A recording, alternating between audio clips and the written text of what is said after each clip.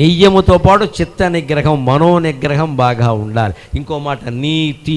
ఇది 40 రోజులకు సంబంధించింది కాదు, జీవితం అంతా పాటించవలసిన నీతి.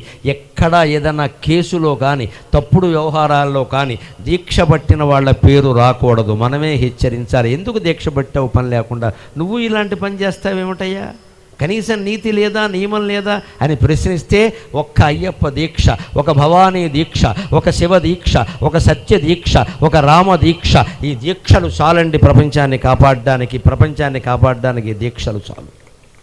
ప్రతి ఒక్కరూ దీక్షాపరులు అవుతారు. ఆడవాళ్ళు కూడా పట్టగలిగిన దీక్షలు చాలా ఉన్నాయేమో, పట్టచ్చు. అమ్మవారికి సంబంధించిన దీక్షలు ఆడవాళ్ళు పట్టచ్చు, హాయిగా నియమంగా ఉండొచ్చు. వద్దని ఎవరున్నారు? మన మనస్సును మనం నిగ్రహించుకోవడం అది. అలాగ నీతి. అంతేకాదు పవిత్రత.